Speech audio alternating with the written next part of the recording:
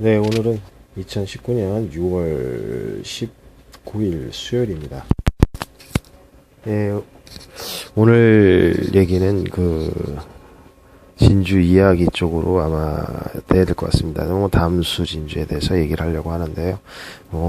담수 진주의 변천사 이런 정도. 예.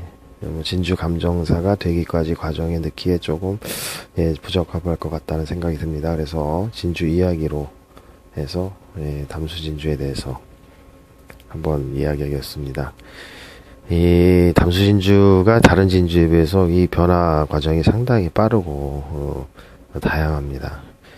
저번 방송에도 말씀을 드렸겠지만 80년대 후반 정도 아마 그때쯤 이렇게 양산돼서 이렇게 나오기 아마 시작했던 걸로 저는 기억합니다. 그래서 처음에 말씀드렸다시피 그 모양이 아주 부정형한 못난이 모양으로 사이즈도 아주 크지 않고 쌀알 만한 크기에 그러한 이게 진주인가 할 정도로 좀 그런 모양으로 이렇게 나왔었죠. 예, 잘 보이실란지 모르겠네요. 예, 이제 제 화면상은 잘 보이는데요. 보시면 이게 정말 쌀알 같은, 어떻게 보면 쌀 뻥튀기 해놓은 것 같은 그런 정도. 이거보다 주름도 많고 막 이런 내용들이 많았는데 그때 당시 이런 진주들이 처음에 양식을 많이 배워서 이 알대로 판 게 아니고 어떤 제품을 꾸며서 시중에 나왔었습니다. 예, 이 그림도 보이시나요? 예, 이렇게 해서 이렇게 꽈죠. 꽈가지고 한 개가 아니라 엄청나게 많은 숫자를 이렇게 꽈서 이렇게 이런 형식으로 롱으로도 나오고 했던 겁니다. 실제 아까 보여드린 알보다 상당히 더 작은 알입니다. 그리고 모양도 더 거칠지요. 이런 모양으로 우리나라 80년대 후반, 90년대 초 이렇게 액세서리 시장에서부터 아마 시장이 된 걸로 저는 확인을 합니다. 이게 옛날에 자연산 진주 이런 느낌으로 이렇게 나와서 이거를 이제 가공해서 만드는 그런 기술을 가미해가지고 어떤 그 신변 장식으로 이제 쓰여서 나온 거죠. 목걸이뿐만이 아니라 머리 핀까지도 이렇게 만들어서 이렇게 쓰고도 하고 이런 적이 있었습니다. 그래서 이 이후에 이제 모양이 이제 발전을 합니다. 원래 담수진주는 다른 해수나 이런 쪽 핵을 넣어서 키우는 기술이 발달되지 못했습니다. 많은 실패를 했다고 얘기를 전해 들었는데요. 그러다 보니까 양식하는 방법이 좀 다릅니다. 그러니까 멘틀 티슈라고 외투막 상피 조직, 흔히 말하면 우리 쉽게 얘기하면은 살점을 조금 떼다가 이렇게 동글동글해서 다시 조개 안쪽 벽에 살점에다가 이렇게 흠을 내서 심습니다. 그러니까 한 번에 한 개, 두 개가 아니라 수십 개 정도, 10대 개 이렇게 쫙 가지고 심습니다. 그럼 그것이 이제 커가지고 그 안에서 그러니까 핵이 없다 보니 모양이 이제 제대로 밸런스가 맞거나 둥글게 나오기가 어려웠던 거죠. 근데 이제 많은 양식을 하다 보니까 그 요령이 생겨서 어느 정도 라운디시 해야 오는 진주가 어떤 쓰임새도 있을 것이고, 그래서 상당히 모양도 라운드, 그리고 상당히 크기도 좀 크게 양식하는 방법을 많이 이렇게 연습을 하고 아마 노력을 했던 것 같습니다. 그 이후에 이렇게 발전된 모습이 바둑알 같은 모양입니다. 버튼 쉐입이라고 했는데요. 그것을 이렇게 아주 납작납작하게 또 이렇게 뚫어서 만든 목걸이가 또 한때 유행했습니다. 센터 드릴드 펄 해가지고 바둑알 모양이 일렬로 쫙 이렇게 그거야말로 이제 태평양이나 하와이 쪽에서 이렇게 하는 목걸이랑 거의 비슷한 그런 느낌의 목걸이, 그것도 한때 유행을 했었고요. 그러다가 이제 홍콩 쇼에 가보니 이제 변화하는 모습이 보이는데 그 이후에 포테이토 쉐입이라는 걸로 이제 판매를 또 하기 시작합니다. 이 포테이토는 우리가 말하면 라운드가 안 된 니어 혹은 세미 라운드 형태. 이런 정도의 크기는 6mm, 7mm, 이제 8mm 육박을 할 정도로 커집니다. 그래도 이제 정식적인 스트링을 만들어 목걸이 줄을 만들어서 이제 하면은 이제 어느 정도의 예, 진주 목걸이의 형태를 갖추게 되는 그런 단계에 돌입하죠. 뭐 가격은 뭐 상당히 이렇게 저렴하고 싸게 이렇게 나왔기 때문에 당시 우리나라에도 그 포테이토 쉐입이 많이 예, 수입이 됐었고 저도 그때 많은 양의 예. 그래서 우리나라에서는 그건 못난이 진주 뭐 중국자 얘기가 들어가면 별로 이렇게 좋아하지 않기 때문에 못난이 진주 예. 천연 뭐 양식 진주 여러 가지 이름을 붙여서 팔았고 거기서 세미에서 니어라운드까지 가기 조금 시간이 걸려 보입니다. 그리고 나서 크기도 상당히 이제 더 크게 9mm 예, 이렇게 가더라고요. 예. 그러면서 점점 더 이제 광택이나 컬러를 이게 하는 기술, 향상시키는 기술이 그 일본이나 이런 데서 많은 예, 그 전수를 받아서 한때는 제가 그 주지라는 곳에를 95년도에 그러니까 동방 기석이 있을 때 탐방을 갑니다. 예, 주지 뭐 가서 뭐 황산도 가보고 지우화산도 가보고 했지만 그 주지라는 곳이 그때 당시에 최초로 아마 제가 한국 사람으로서는 처음 갔다고들 얘기를 하더라고요. 거기 계신 분들이. 한국 사람이 그 주지 시장에 90 몇 년도 정확히 기억 안 납니다만은 그 무슨 우리나라 옛날 빨래터 같이 이렇게 된 곳에 그 진짜 뭐 자루에다가 이렇게 각자 이렇게 가지고 와서 그들의 도메스틱 마켓 손님들 찾아왔는데 그때 상당히 그 기억이 생생합니다. 모양이 둥그런 모양들을 많이 갖고 있었어요. 그때 당시에도 90 몇 년도인가 한 4, 5년도 한 10mm, 11mm까지도 있었는데 자기 집 갑오처럼 이렇게 싸들고 저희 호텔방을 찾아와서 좀 사달라고 하고.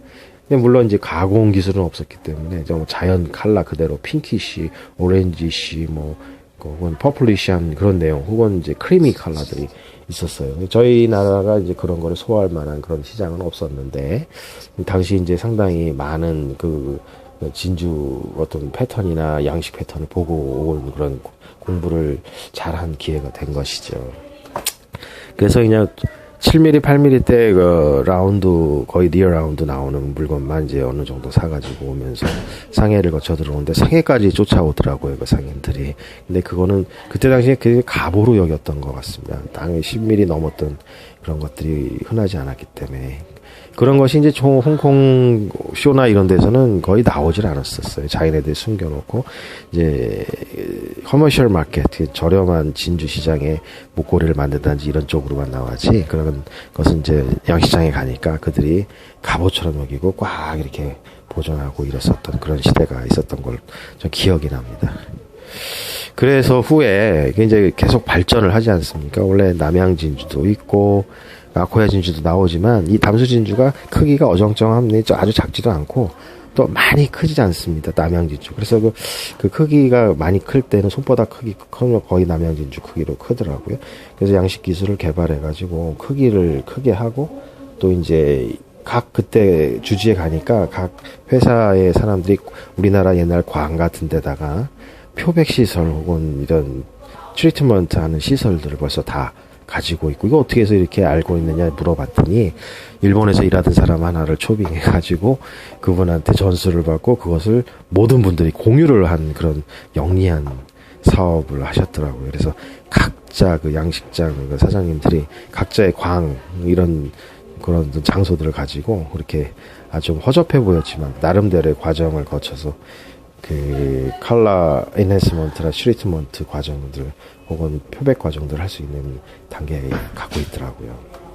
그래서 그렇게 많이 발전했고 특히 이제 좋은 광택은 그 홍콩 회사들이 그 가까운 심천이나 광주 같은 데서 그런 가공 공장을 해가지고 거기서 상당히 광택이 좋고 퀄리티가 좋은 그 표면이 좋은 그런 진주들을 많이 이렇게 얻어가지고 그 셀렉션에서 홍콩 시장에 나오기 시작합니다. 그때 제가 더 왕성하게 활동을 했는데 90년대 초반일 때 이미 벌써 거의 리어라운드 형태가 나왔고 그러한 제품들이 그 가격 차이가 상당히 심했기 때문에 아코야나 이런 거에 못지않은 이제 컬러나 광택이 나오니까 약간 뭐 니어라운드 한 정도만 떨어지는 것이죠. 그래서 그것이 마진이 컸다는 겁니다. 그래서 그것을 뭐 면세점이나 이런 백화점에서 상당히 많이 취급했습니다. 어차피 이게 진짜 진주고 양식 진주로 팔고, 그러니까 이제 종류가 다른 진주로서 이렇게 팔고 이렇게 해서 상당히 그 담수 진주의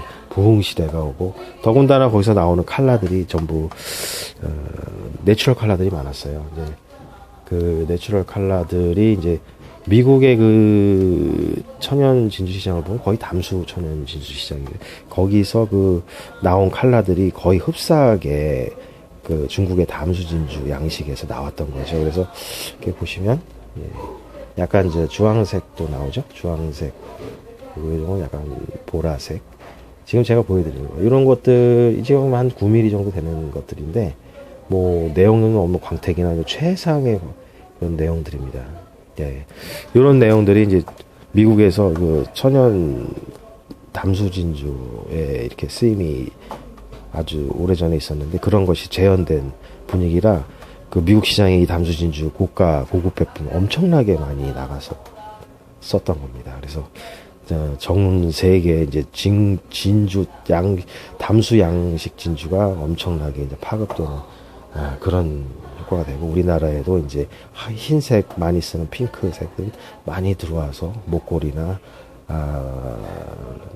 나달로서도 많이 이렇게 뿌려지고, 저 개인적으로도 이제 준지 총판을 할 때 이 제품을 디자이너한테 의뢰받아서 상당히 많은 숫자 수천 개를 이제 수입해다가 이렇게 백화점에 프로모션을 하려고 계획해서 제가 수입해드렸는데, 그때까지는 목걸이는 참 좋은 반응이었는데, 좋은 파스텔 효과 이런 진주를 꾸며서 납품을 했는데 모든 평이 다 좋았는데, 이게 원산지가 중국의 담수 진주다 해가지고 백화점에서 이렇게 배척받았던 그런 쓰라린 경험이 있습니다.